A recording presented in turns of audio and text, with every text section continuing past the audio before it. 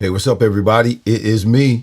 Yep, Irving Fryar. This is the Fryer Place, where the conversations are fire. I'm your host. We're back again for another episode here at the Fryer's Place. At the Fryer Place. Listen, I gave my testimony, or part of my testimony last week, how God talks in the storm, or some of the ways that God will talk in the midst of a storm. That's not going to happen this week. This week, we're going to talk about football. All right. I want to interact with all of you who will come on and check us out today. Hey, Dawn, how you doing? Eddie Casper's in the house. I want to interact with you all today. I want to talk football today, specifically Eagles football, which was my intention, 3 weeks ago when I gave the first part of my testimony, and was my intention on last week, at least before we started the show. Was to talk about football, even maybe to have a guest on. I'll have a guest on next week. But I didn't do that. I gave my part 2 of my testimony. Like I said, I talked about how God talks, or how God speaks when we're in our storms. But this week, we're going to talk a little football. All right, we're going to talk a little football 7 weeks into the NFL season. And I really want to interact with all of you. If you have any questions, obviously, we're Eagles focused because that's where we are. I'm in New Jersey, but we're in Eagles territory. Christopher the Moose is in the house. What's going on, bro? Shout out to you. So listen, before we get into all of that, give everybody a little bit more time to come on in. I'm going to show a couple of commercials. And we'll be back. Oh my gosh, whose tongue is in my mouth? You know what? Yeah, I had to go to the dentist today. So this tooth in the back, not that it's giving me problems, but I cracked the filling that was an old filling. So he replaced it and wanted to put a cap on. So I got a temporary cap in my mouth that is just like very, very uncomfortable. It's in the back of my mouth, and it's killing me. I got to wait a week with this thing in my mouth, and it feels just, anytime you have a foreign object in your mouth, it just feels crazy. Jackie Jackson, go Giant. Come on. Really? Okay. We're going to talk about that in a minute. But before that, we're going to show these commercials because we have to pay the bills. All right? I'll be back right after this. All right? In Lancaster County, Pennsylvania, there's a slightly slower pace of living. That's also where you'll find the home of Stoltz Fish Structures, where quality, integrity, and world-class customer service are more than just a way to do business. It's a way of life. From our humble beginning over 40 years ago in a small building, to the modern 65,000 square foot facility of today, we've remained at the forefront of our industry. Everything from gazebos and sheds to garages and pergolas, and everything in between. Hey, what's up, everybody? My name is Irving Fryar. I am a former NFL wide receiver. I played for the New England Patriots, the Miami Dolphins, the Philadelphia Eagles, and the Washington Redskins. I got something for you. Are you ready to transform your fitness routine? I have here introducing the new Unlimited Body Trainer. Say goodbye to your boring workouts and hello to excitement with over 150 exercises designed to strengthen your abs and your total body. Whether you're a beginner or an athlete like me, our brand new handmade grips ensure every session is comfortable and effective. Proudly made in the United States of America, this powerhouse holds up to 300 pounds. You can't get to the gym?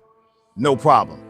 With our Fit in 15 key sessions, you can achieve a full body workout in just 15 minutes. Experience resistance training, metabolic training, core workouts, and band training, all from the comfort of your own space. But that's not all. Our special elite gear package includes foot sliders, resistance bands, gloves, and a convenient carrying bag. Plus, don't miss out on our exclusive supplements and apparel available on our website. Lose up to 25 pounds in just 2 months. It's time to seize the moment. For men and women, for athletes and fitness enthusiasts, the Unlimited Body Trainer is your ultimate solution. Don't wait. Make the change today.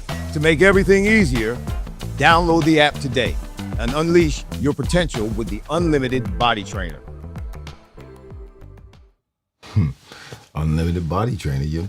You all, every last single one of you need to get one of those. If you can't make it to the gym, you need to grab one, because that's what I do when I can't make it to the gym. If something comes up and it's I'm pressed for time, I grab my unlimited Body Trainer and get in the living room and get 30 minutes, 15 minutes, 20 minutes, whatever it is, of workout in, and it does well.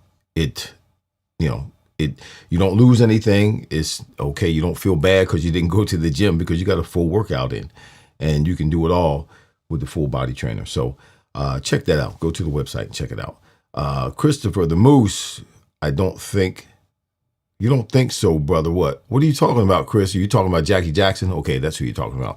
Jackie Jackson is on Facebook. I'm on both my YouTube channel, The Fryar Place, for those of you who are on the YouTube channel. That's Dawn and Eddie Casper right now. There are some people who are on the Facebook who are watching on my Facebook page, because I'm live on both my YouTube channel. I don't know who this is texting me. My YouTube channel and on my Facebook page. And the Moose Cunningham is on the Facebook page, and Jackie Jackson is on the Facebook page, my Facebook page. And Jackie Jackson said, Go Giants, go Giants. And the Moose said, I don't think so. So Eddie Casper, Billy Bell is in the house. What's going on? Eddie Casper said he beat you on, Billy Bell. Sorry. Talking that Giants fan dude is clueless. LOL. That's what the Moose said. The Giants fan, Jackie Jackson, is clueless. Let's not kick him off. We want to entertain his thoughts and entertain his loyalty to his team. But listen, Billy Bell, or I should say Eddie Casper, I'm sorry, he said talk some AJ injury and BG return. So that was pretty interesting. Learning.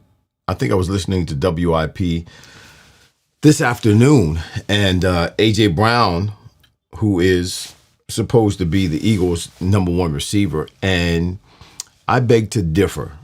I'm not trying to throw dirt or salt on A.J. Brown, but as I watch A.J. Brown and how he moves and how he runs his routes, I don't think he's the number one receiver on the Eagles. I think Devontae Smith is a better receiver. As a matter of fact, I don't care too much for the Dallas Cowboys, but my top two receivers in the NFL are CeeDee Lamb and Devontae Smith. Those are my top two. A.J. Brown is not my top two. He's not my top five.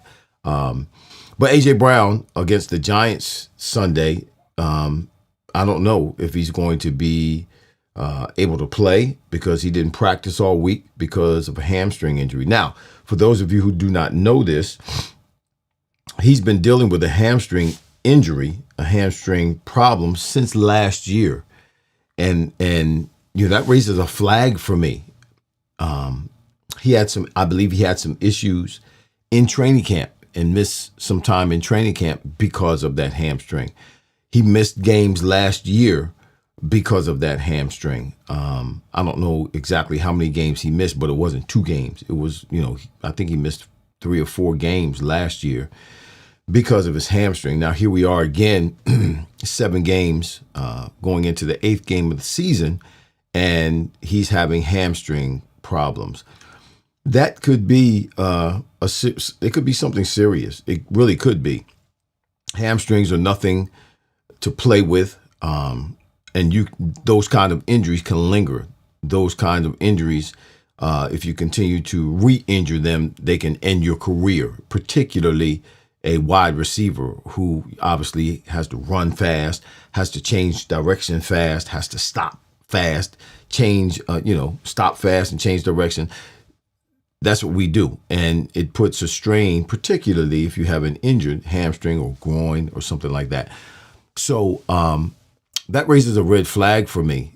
This is something that obviously A.J. Brown has been dealing with for some time now, going back to last season. So hopefully and prayerfully it's not something that will continue to linger, because it can. A hamstring is, it can be tricky. It can be tricky, particularly in that position, like a wide receiver or running back. Not so much a defensive back, but with a wide receiver, running back, yeah, hamstring, if it continues to flare up on you, man, you need to take some time off. DeRay Thompson, see you at the game. Okay. Jackie Jackson moved to South Jersey in 1980. Okay. Well, I graduated from high school in 1980. So you've been around for a while, Jackie Jackson. Yes, that's all right. That's all right. So with A.J. Brown, yeah, that could be a concern. Listen, the Eagles are playing the Giants this coming Sunday.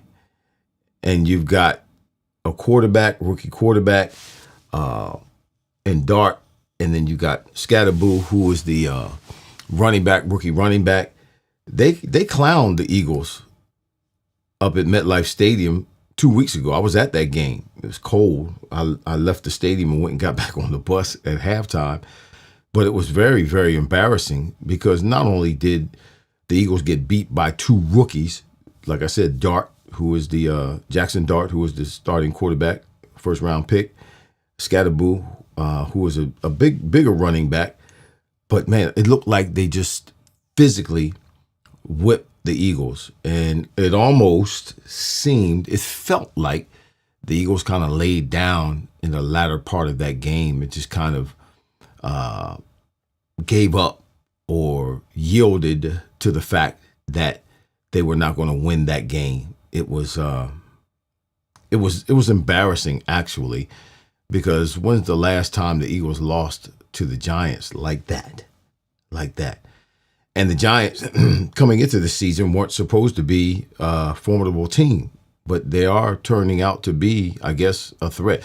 Now, don't get me wrong, they did lose last. I don't know how they did that.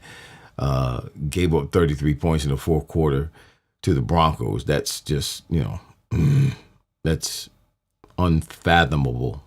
It's just unfathomable. Did I say that right? Yeah, unfathomable. I can't even imagine that. That was crazy. They were winning that game and should have won it, but they gave up 33 points in the fourth quarter. Loving my destiny. Hello, fam, and all. Yeah, Christopher the Moose said, Irv, if you're out and about at the tailgates on Sunday, stop over at F Lot, 11 a.m. I'll be in the wing eating contest. Okay, win the wing eating contest, the Moose. I will not be at the tailgates. I will be in New York. I said it last week in my my testimony last week. I'll be in New York doing a wedding for a young man who I was in prison with. I've stayed in contact with him, and we're still good friends. And he's getting married, so I'll be in New York on Sunday morning doing his wedding. Actually, Sunday afternoon. I think he's getting married at 3:30. So the game will almost be over when we're doing the wedding. Don't ask me why he decided to have a game or his wedding on a Sunday during a game. But anyway, it's okay. I'll be in New York. So, but also BG coming back. Brandon Graham coming back. Obviously the Eagles, wow. There's a lot of different directions I could go in with this.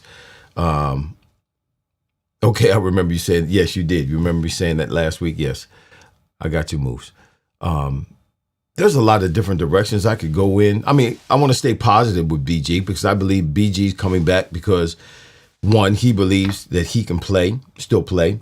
Number two, because, if he wasn't coming back,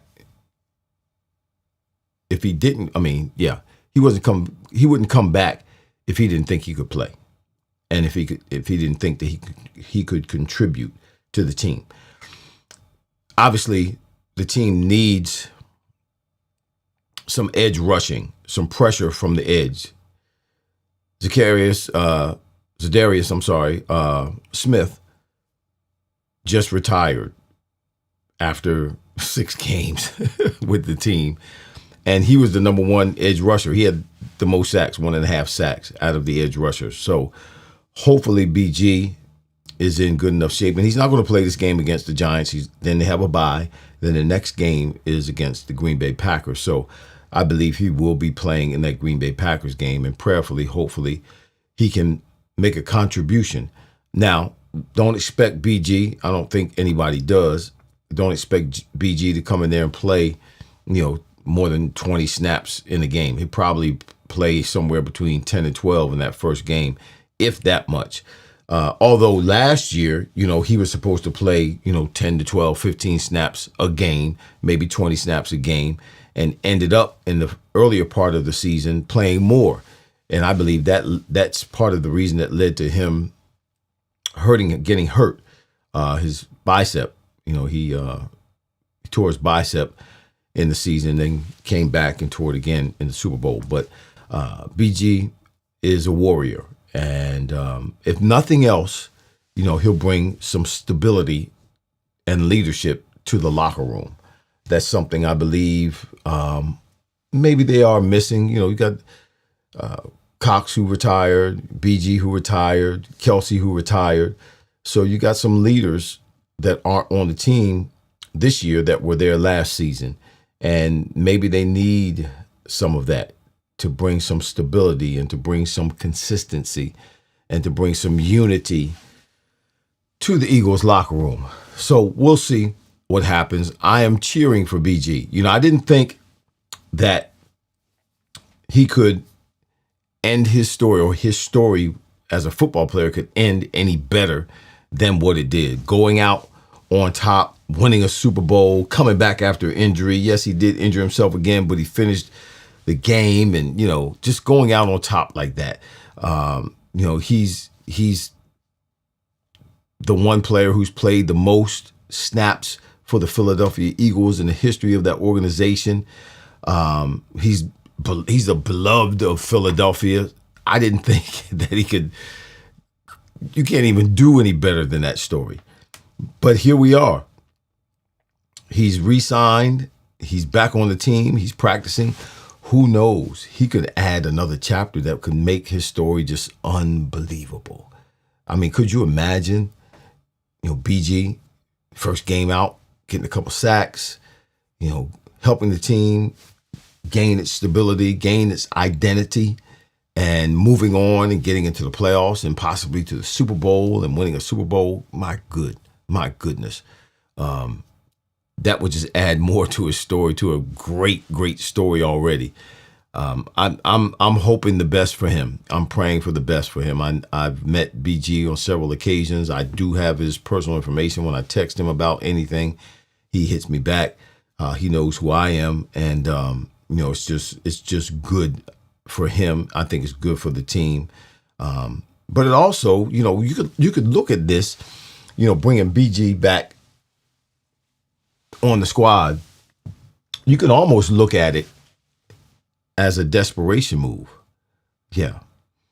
I don't know who was out there that can be acquired before the trade deadline to help the Eagles solidify their rush in terms of the edge rushers.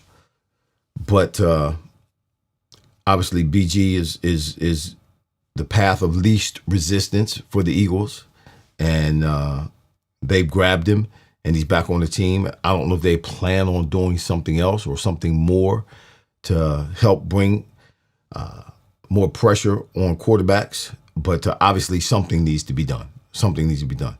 Hopefully BG is, if he's not all the answer, the total answer, he's some of the answer that the Eagles need. I see you, Mama. Good evening. How are you? Loving My Destiny. I think I shouted out to you, Billy Bell and Eddie Casper. Good to see you.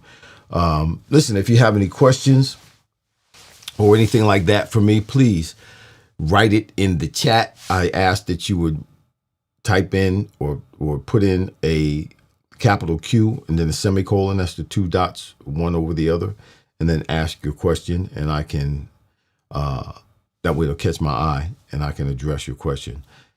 Christopher the Moose Cunningham said BG will help the young guys having more discipline on the field. Yeah, I mean, he will. I mean, I think that's the plan. I don't know if that's the biggest part of the plan or the main focus of the plan. I would hope that their desire is that, and their plan is, or part of their plan is for BG to get on the field and to make a difference on the field, because they lost the number one edge rusher just out of the blue, Brother Smith. And who's going to step in? Who's going to step in? We've got some injuries on defense, and we haven't been putting a lot of, I should say, no, let me say it this way. We haven't, because this is what it really is. We haven't gotten sacks. We put pressure on the quarterbacks. We've even got some hits on the quarterbacks. When it comes to pressuring the quarterback and getting quarterback hits, we're somewhere in the middle when it comes to other teams in the NFL. But when it comes to sacks, we're down at the bottom when it comes to the NFL. So we're not finishing the job. We're not following through. We're getting pressure and we're getting hits, but we're not getting sacks. We need to get sacks, because when you hit that quarterback, a defensive player hits the quarterback, it sends a message. And, obviously it's a different game today than it was back when I was playing, or a little bit before when I was playing, when the Terry Bradshaws and the Roger Staubachs and the even with Randall Cunningham later on was playing, the game was different. So you could hit the quarterback even when he threw the ball. You could still hit him, and it would send a message. It would have an impact on him. Hopefully, prayerfully for a defense, it would have an impact in a negative way offensively for them, and gain an advantage for the defense. But Pastor Ted praying with the Eagles. Yeah, Pastor Ted, Jackie Jackson. Pastor Ted is the chaplain, I believe, for the Eagles. So, yes, he's praying with the Eagles and praying for the Eagles for sure. For sure. Pastor Ted is a great man. Great man. Can't wait. Billy Bell said, can't wait to hear BG talk smack. BG talks a lot. He reminds me of Ricky Waters when I played here for the Eagles. Ricky Waters was nonstop with his mouth. Just talk all the time. I would tell him, Ricky, shut up, man. I'm tired of hearing you talking. I know you're irritating the defensive players. You're irritating me, and I'm on your side. Ricky would talk junk all the time. So, yeah, it's a game this weekend. Eagles at home at the Link, the Giants. I think the Eagles need to make a statement with this game. Hopefully, the Eagles have figured out. Now, last year was different. Let me go back to last year. Last year, 2-2 going into the bye, went into the bye, and we came out of the bye with a change. We started running the ball. We started focusing on Saquon. We ran the ball first, and we threw the ball second. And we didn't throw the ball that much because we had a fantastic offensive line that was moving people out of the way, creating big holes. Saquon wasn't even getting any contact until 2 or 3 yards beyond the line of scrimmage. And, it was a fantastic adjustment, and it worked for the rest of the season. Even when teams tried to take, I guess in the Super Bowl, when the Chiefs put 8-9 in the box to make sure that Saquon didn't run wild, then we had to throw the ball, and Jalen and AJ and Devontae and Dallas did a great job. So this year's different. We're banged up, and let me say this so that everybody hears it clearly, because this is the fact, not a fact, it's the fact. It's not Saquon. The reason that the running game has not been productive like we want it to be, like it has been last year, or even like it's going to be, is not because of Saquon. Saquon is the same dude, okay? We have problems with the offensive line. Yeah. I challenge you, when you're watching the game on TV, take your eyes off the ball. Stop following the ball and watch the offensive line and see if they get pushed forward or if they get pushed back. And you'll see a lot, maybe not this game, well, you probably will see sometimes in this game, where they have been. If you go back and watch the games, if you tape the games, you go back and watch the games they've already played, you'll see a lot of times they're getting pushed back. And Saquon, by the time he gets the ball, he has to stop his forward momentum and try to make a sideways shift or side cut to get out of the way of someone who's pushed their way back into the offensive backfield. Yeah. Now, some of it, because I noticed this past week, some of it with our offense in totality is play calling. Petrullo is a little bit vanilla. So in the first series, those of you who are Eagles fans, if you remember the first series against the Vikings last week, we lined up with the trips to the left, okay, early in the series. Lined up with the trips to the left, and A.J. Brown motioned in and ended up being the inside receiver to the left with the trips. And we ran a reach play, a stretch play, stretch left with Saquon Barkley, where everybody's got zone. All the linemen have zone blocking. And it was a stretch play. And Saquon got about, I guess he must have got 7, 8, 9 yards, maybe even 10 yards. It was a good game. One of his better games for the year. We were like, oh, yeah, this is nice. 2 plays later, this is why I say it's play calling. 2 plays later, they lined up with the trips to the right. That same trips to the right. A.J. Brown did the same thing he did from the left. He motioned in from the outside to the inside receiver with the trips to the right, and they ran the same play to the right. The linebacker obviously recognized it from the Vikings and came up and set the edge and blew the whole play up. Now, NFL players aren't stupid. You can't be vanilla like that. You can't 2 plays later run a play that you ran and you just flipped the formation. You think people aren't going to recognize it? That doesn't happen. So some of it, Petrullo, is play calling. Some of it is play calling in terms of why the offense has not been moving or being productive the way it has been in the past.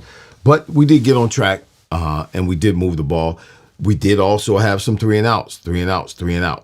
And the problem with not having a running game is this. In that game against Minnesota, we should have closed that game out earlier and not even given them a sniff of having a chance of coming back if we had a running game. That's the problem. You need to have a running game because there were times when we had a double-digit lead. The Eagles had a double-digit lead against the Vikings, but we were unable to run the ball. You need to run the ball. Why? To eat up clock. You need to run the ball to take control of the game. And that, when you can run the ball like that and you've got a lead, that just demoralizes a defense. I mean, it just takes the wind out of their sails. They almost, it's what breaks them. But we don't have that right now. We don't have that weapon right now. We've got some injuries up front in our offensive line, which is a part of the problem. Cam Jurgens went down against the Vikings. They put in Toth at the center. Obviously, he's not the answer, but hopefully we've made some changes, necessary changes. So you may not see Toth at center going against the Giants, but we need to do something different than what we did against the Giants because the Giants are coming in here thinking they're going to win this game, coming in here with a little cocky. They're feeling cocky. Smelling themselves and looking to try to embarrass us in our home field. What's Eddie Casper saying? Billy Bell said, Toth is a scrub. Toth is not real good. No, he's not. He's not. Loving My Destiny says O-line. Yep, you're right. Cheryl Williams, what's going on, Cheryl? Shout out to you. Christopher the Moose says he's got a question. Here's the question. Any clue on how long Cam is out for? Well, no, it's his back. From what I understand, thanks, Moose, for the question. I believe it's his back. He's been having a problem with his back since last year. And that brings concern as a former player. That brings concern to me because big guy and, a back problem that has lingered since last year. Now he had all off season. You would think, just like AJ Brown, you have all off season to deal with that thing if there's a problem at the end of the season. So you should take the whole off season to strengthen it, to make sure it's right coming into the season. But he's got the same problem that he ended up with last year. So I don't know how long it's going to take. It could be something that could linger. It could be something that could be chronic. Back is not anything to be taken lightly. It's not something to sneeze at when you have back problems, particularly when you're a big guy, when you're a lineman, and you're getting pushed, hit every play. It's hard to say, Moose. It's hard to say. I could text him and ask him, but I'm not going to do that.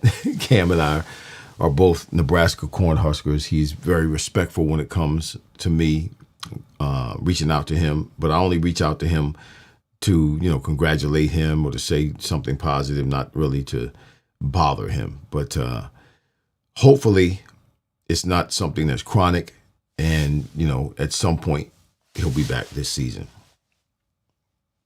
Yeah, that's going to be an issue. That's right. It could be, with Cam out, it could be an issue. Yep. Because Cam, when Cam came in and took Kelsey's place last season, y'all, the Eagles offense didn't miss a beat. Now, they did offensively. Kellen Moore came in, and very impressive how Kellen Moore came in 1 year, even with Vic Fangio. In 1 year, this team won the Super Bowl. Vic Fangio's first year here in Philly and Kellen Moore's first year here.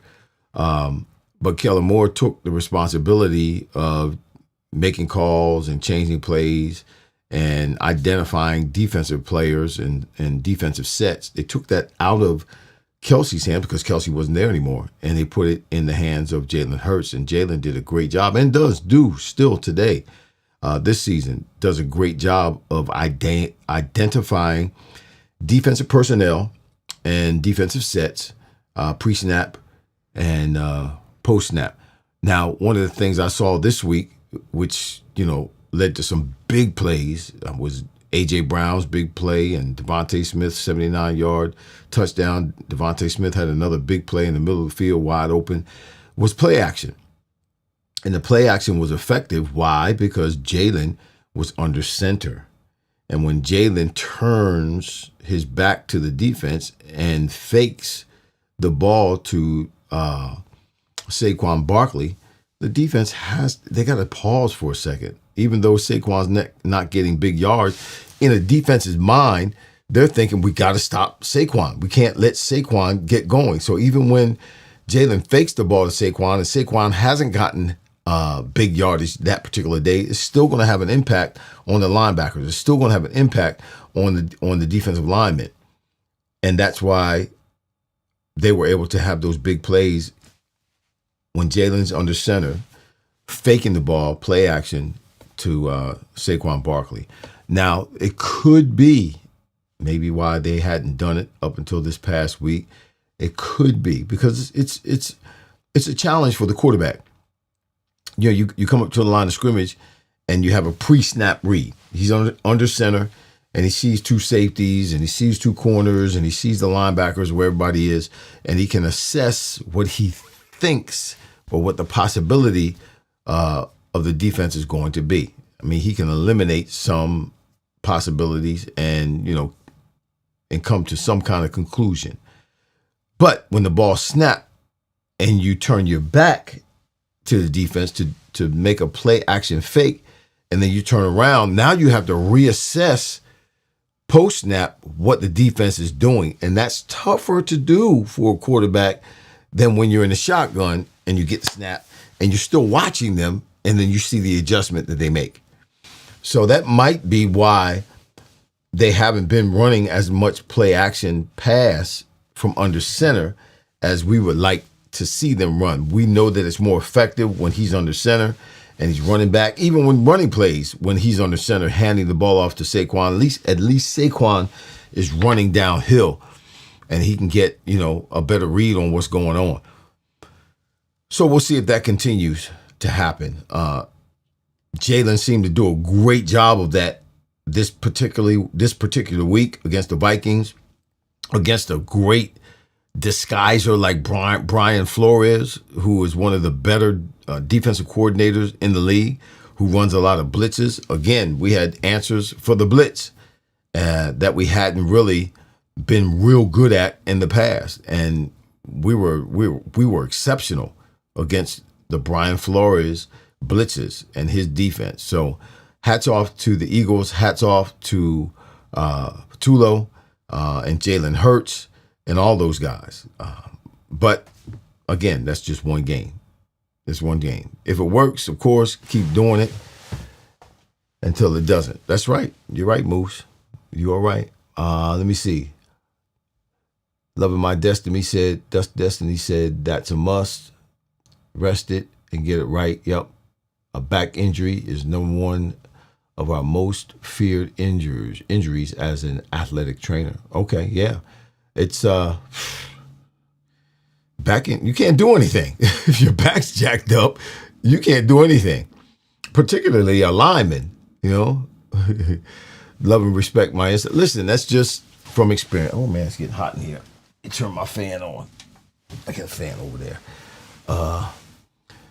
Left side of our O-lines, underwhelming also. Dickerson has been hurt all season. Mailata not himself. Yeah, for some reason, you're right. Billy Bell, it's been weird. Mailata's not hurt. But I don't remember which game it was, but there was a game where he got beat a couple times real quick early in the game. I mean, he just got beat, and you don't see that. So, yeah. Also understand this. The Philadelphia Eagles are humans, all right? This football team are young men, and they're human.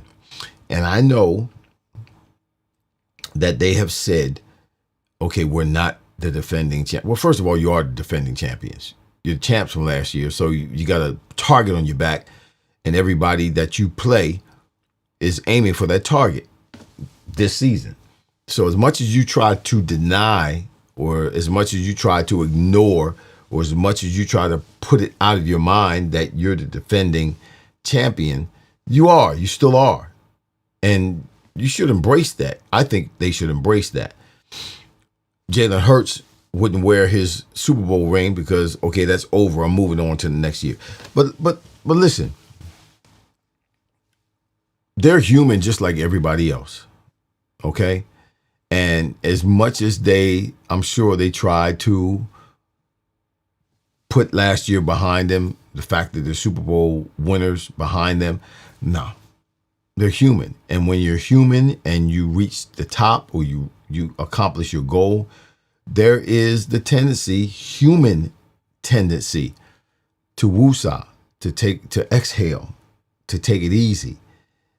I'm sure most of the guys on the Eagles football team, after winning the Super Bowl, they were doing appearances and going places and making money. And, they did that for a while and did not maybe necessarily start their training like they did the year before, or trained as hard at the beginning of their training like they did the year before. Why? Because the year before they were hungry. The year before they hadn't won a Super Bowl. The year before they had lost in a way where the team looked like it fell apart, and they were embarrassed, and they were ready to get this thing going back in the right direction. And they got on track the off season before this past off season. This off season, they're the Super Bowl champs. So it's human. They're human, and we may be seeing some of that. We may be experiencing some of that where it may take them a little bit longer to get things on track. Man, this tooth that's in my mouth, this temporary, is killing me. I can't wait to get this thing out. Ow! My goodness. Anyway. All right, it's 7:41. Does anybody have any more questions? they are the champions till they're not. As of now, they are carrying the hardware. You know what? Yeah, they're carrying the hardware, but this is a part of the season, going, and they have a bye after this game against the Giants, and that's great. But the second half of the season, and even now, you teams that are going to be the teams to beat, you'll see them or experience them separating themselves from the other teams. And the only team I see playing like that right now is the Detroit Lions. The Detroit Lions are balling. Now, don't get me wrong. Yeah, they were balling last year and they fell apart in the playoffs. They had a plethora of injuries. I think their whole defense, all 11 of their starting defensive players got hurt last year. They lost all of them. But Aaron Glenn still did a great job as their defensive coordinator. Aaron Glenn is not having much success right now as the head coach of the Jets. But last year with the defense, as a defensive coordinator who lost, his starting 11, they still were balling last year. But right now, these last couple of games, Detroit looks like a team that's going to be deep into the playoffs. And we got to play them here pretty soon. Yeah, we got to play them right here. I don't know if it's here in Philly or in Detroit, but I know we play them pretty soon. I think Green Bay and then Detroit, I think it is. Don't hold me to that, but I know we do play them. He said Billy Bill said I'll be a Dolan. Do you think the Eagles' offense would be more smoother with more RPOs? You know what? I don't. That's Richard Melton asking it. What's going on, Cuzzo? I don't know why they're not running. What's up, Scott Taylor? Salute to my brother. Salute to you, brother. I don't know why the Eagles are not running RPOs. It could be, and check me if I'm wrong, but I think you need to look at this yourself. Jalen doesn't move, obviously, like he used to move. He's not as fast as he was even 2 years ago. He actually looks like he put on a couple of pounds to me, but he doesn't move like he used to. He can still run. Don't get me wrong. He can still run better than most quarterbacks. But he used to run like Lamar Jackson. He ain't running like that anymore for whatever reason. I don't know if he's banged up or if he's because of an injury that he's had in the past.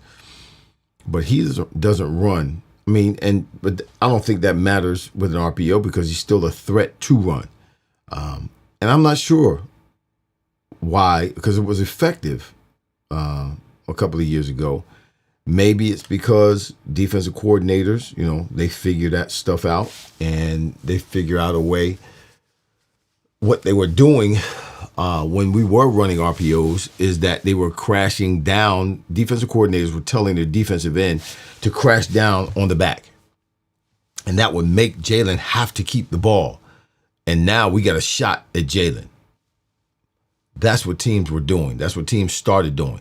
Crash down on the back, whether the back gets the ball or not. If he gets the ball, that's cool because we're crashing down on him. We'll stop him.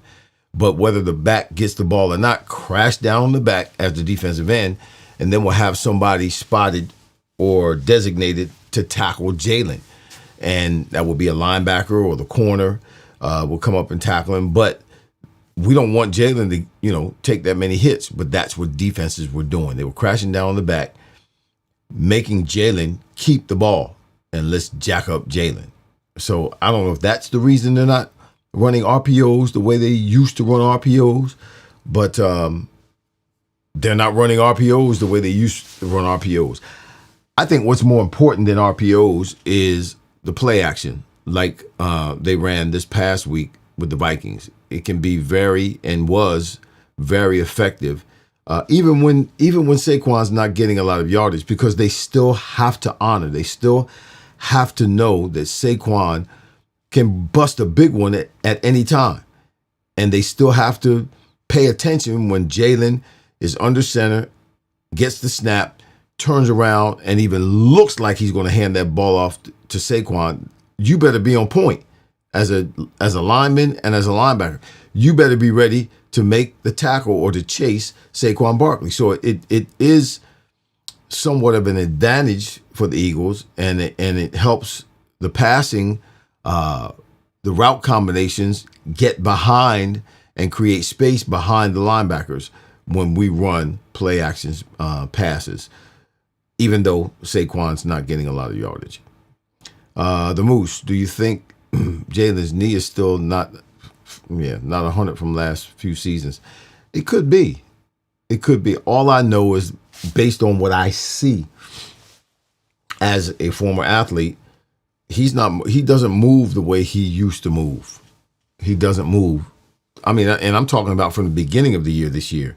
I'm not talking about like something happened and now, after that play, now he doesn't move like he used to move. No, the beginning of this year, he hasn't moved or looked as fast as he was even 2 years ago.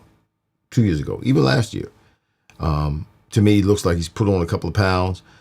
He may have been lifting weights, obviously getting stronger, but he's still a threat to run. Don't get me wrong. He can still run and knows when to run, knows how to run. Just wish he would stop running and running out of bounds when he runs out of room and it ends up running out of bounds behind the line of scrimmage and it's counted as a sack. He's got to stop doing that. He did that a couple of times so far this season.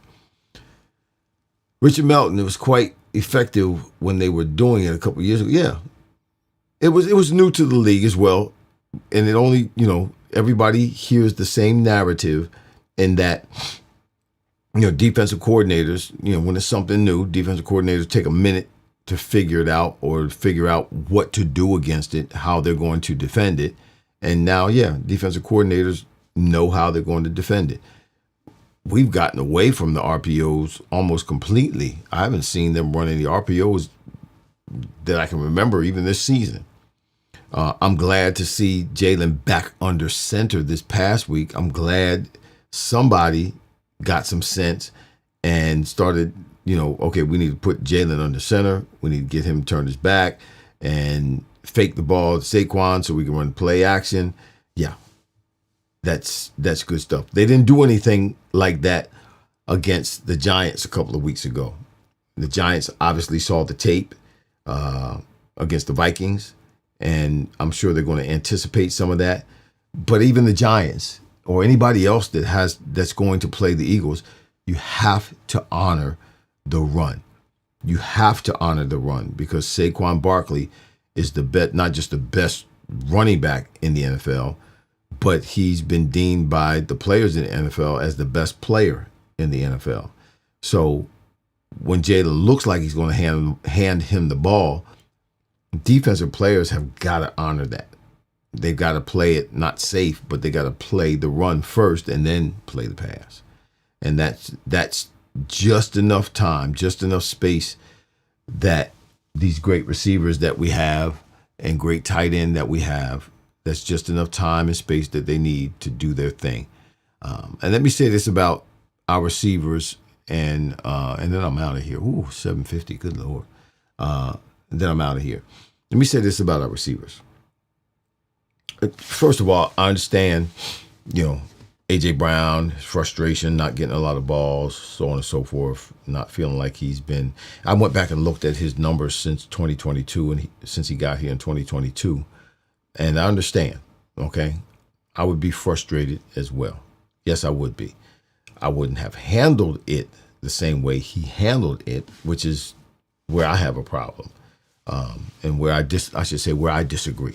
Nobody cares if I have a problem or not. And nobody even really cares if I disagree. But that's where I would disagree with him in how he handled his frustration rather than either talking directly to his quarterback or going to his position coach, talking to his position coach, or going to the head coach. From what I understand, Nick Sirianni has a great relationship with all his players, so I'm sure his door is always open.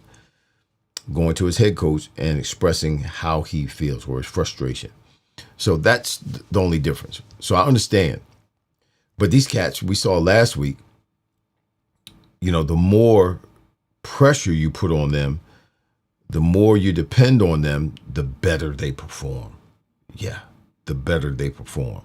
A.J. Brown, Devontae Smith, Dallas Goedert wasn't really even included last week. I don't even know if he caught a pass last week. But Devontae caught 9 for 183-yard touchdown, and I think A.J. caught 4 for 121 yards and 2 touchdowns. It was awesome. Awesome to see them put the ball in the air. Awesome to see them come through in big moments. And that's what these cats do. A.J. Brown, Devontae Smith are a duo of receivers that's probably in duos, probably in the top 3 duos in the NFL.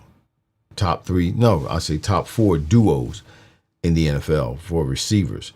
And the more it's needed to be done, the more they get done.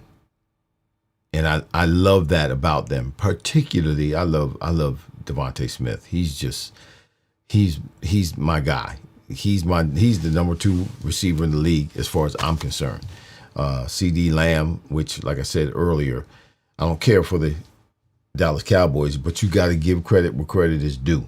CD Lamb is a bad boy.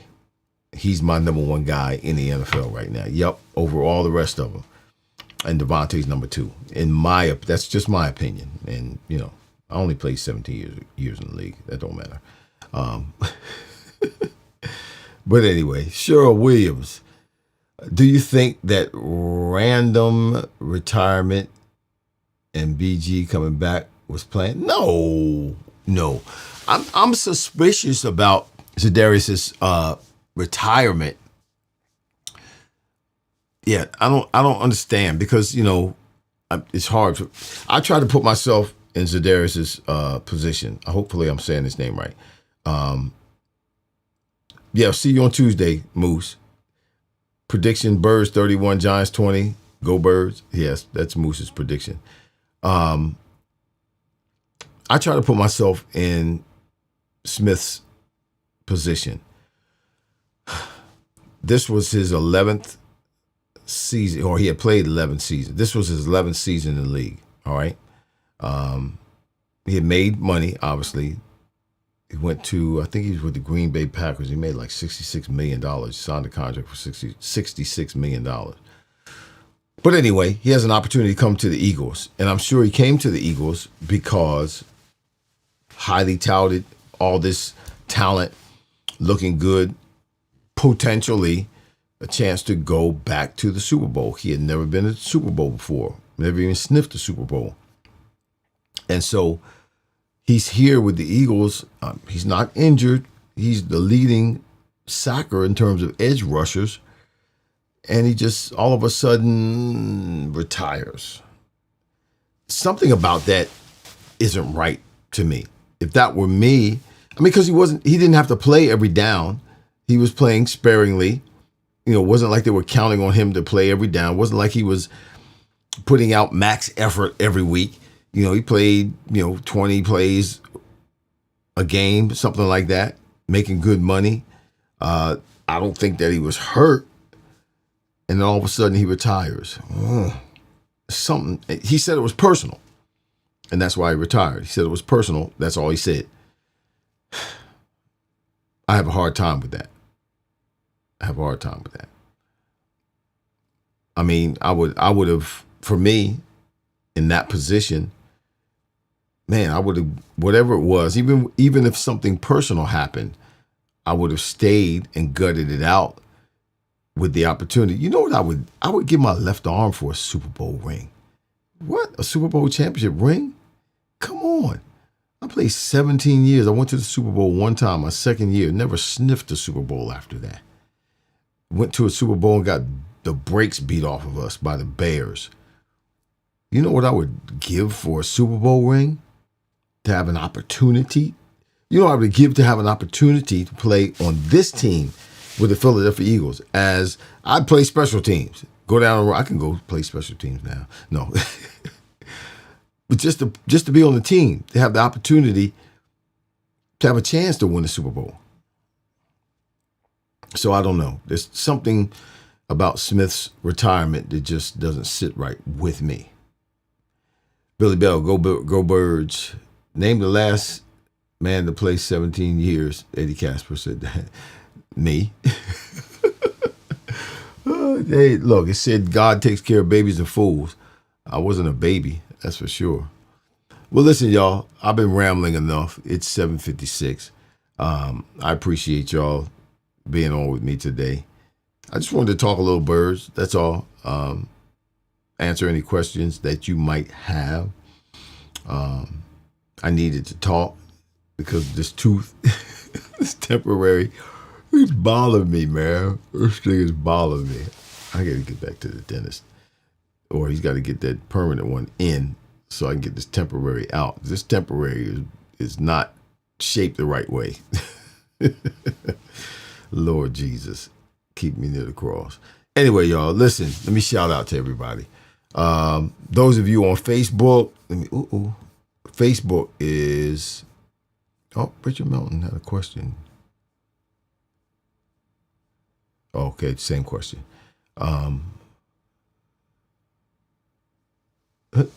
It's my homecoming and I came to the fireplace instead. Well, you should. Loving my destiny. Listen, I so much do appreciate you. Really, I really do. When I post something on Instagram, you're always supporting. When we're here at the fireplace, you're always supporting. So thank you. Thank you so much. I'm going to have to get you a Christmas gift. Do something for you. So thank you. Shout out to you. Those of you who are on Facebook. The Moose is on Facebook. Jackie Jackson's on Facebook.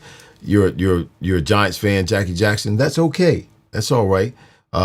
You're from North Jersey. Okay. Well, I don't blame you. DeRay Thompson, what's good with you? Shout out to you. Shout out to the three of you. You all were on Facebook. Scott Teller, Facebook. Richard Melton on Facebook. Shout out to both of you in the house. Let me see who's over here. Scott Teller, you're on Facebook and on and on YouTube. What's the biggest need for the trade deadline?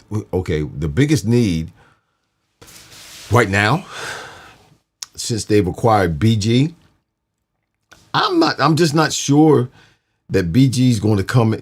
BG is going to come in and help bring stability in terms of the locker room, in terms of leadership. He's definitely going to do that. He'll have their ear because he knows most of those cats.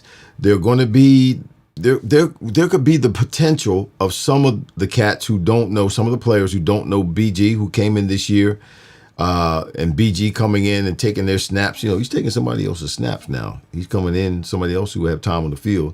BG is going to be taking some of their snaps. So there might be a couple of cats who are a little bit irritated by him coming back. But anyway, BG is going to add stability to the locker room, leadership. And I mean, that's important. It is important. How much he's going to do on the field, I don't know.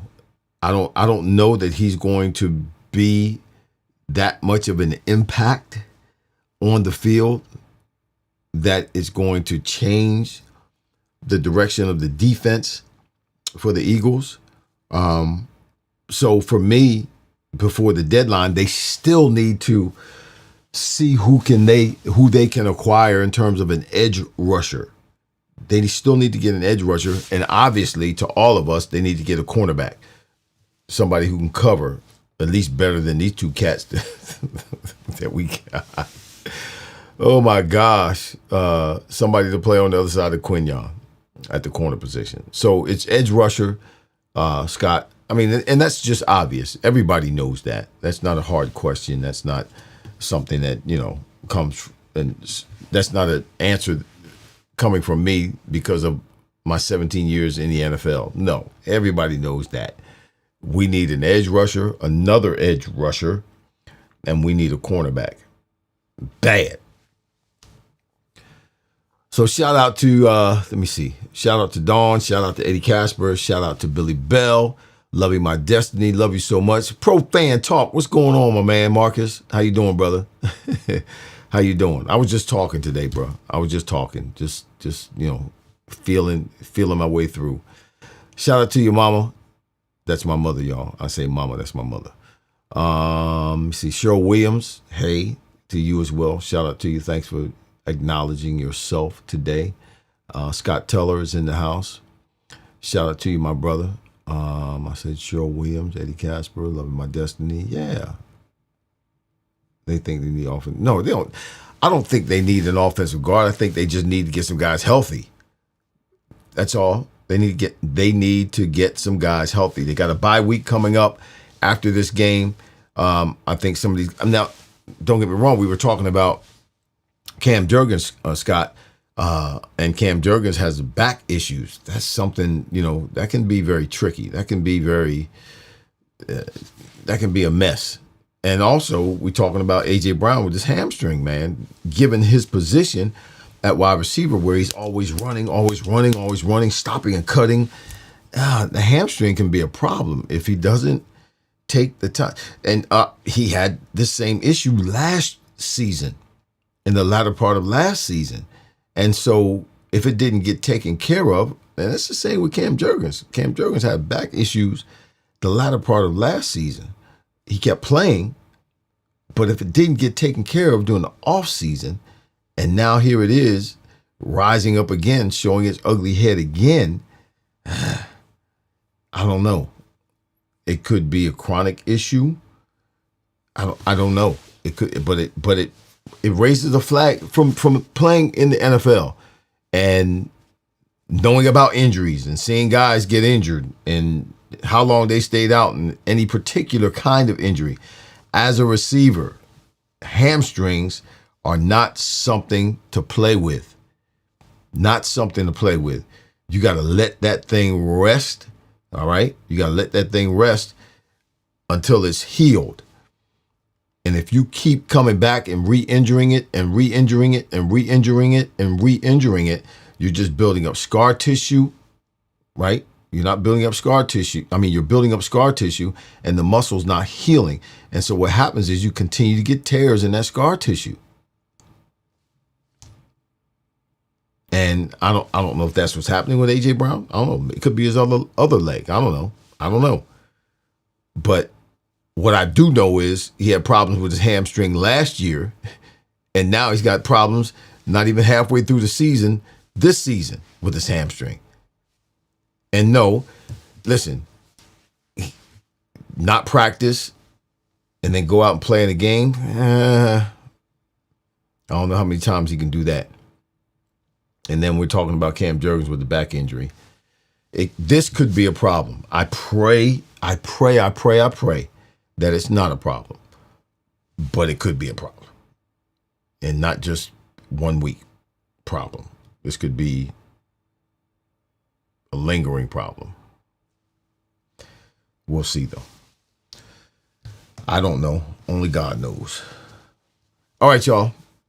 I'm out of here. Thank you all for being on today, for participating, asking questions, for putting up with me. This is the Fireplace.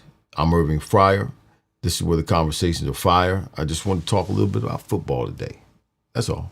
Just talk a few Eagles. And listen, I promise you next week, I'll bring a guest on next week. Let's wait and see what happens this week. Woo, we got that whole big scandal with the NBA. Oh my gosh, that's a mess. That's a mess. Wow, it's just a mess. But you know what? I was asked the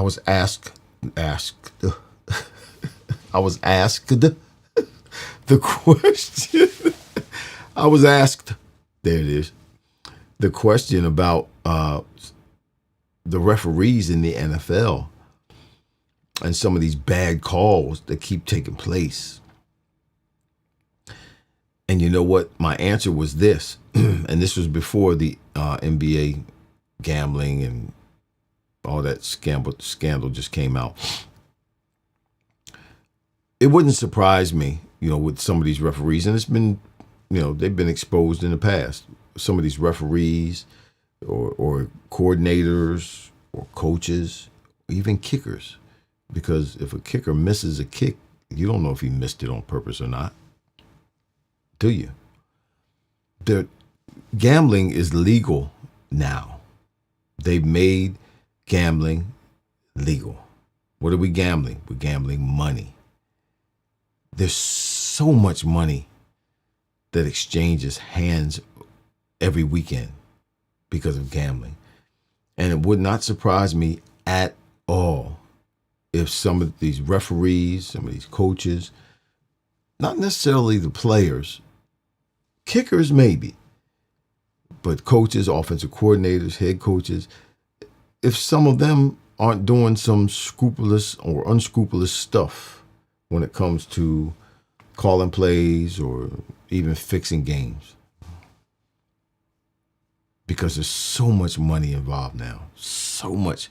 Why do you I mean, Chauncey Billups is supposedly, guilty of being in these poker games with tables and glass films and all kinds of stuff that you could, cheat with. All this different stuff you could cheat with. Okay, we know Chauncey makes millions of dollars every year. Why would he do something like that?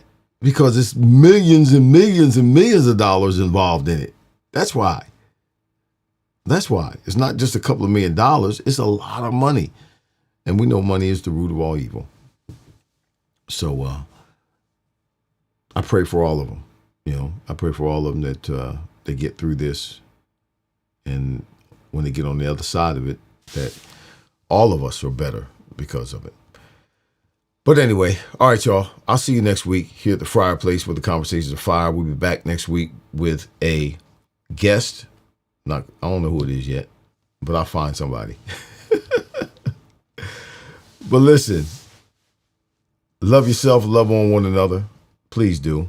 We live in a crazy world, and love is something that we take for granted. So it feels so good loving somebody when somebody loves you back. Yeah, that's what Teddy said. All right, y'all. I'll see y'all next week here at the Fryer Place where the Conversations of Fire. Thank you for joining me today, and I'm out.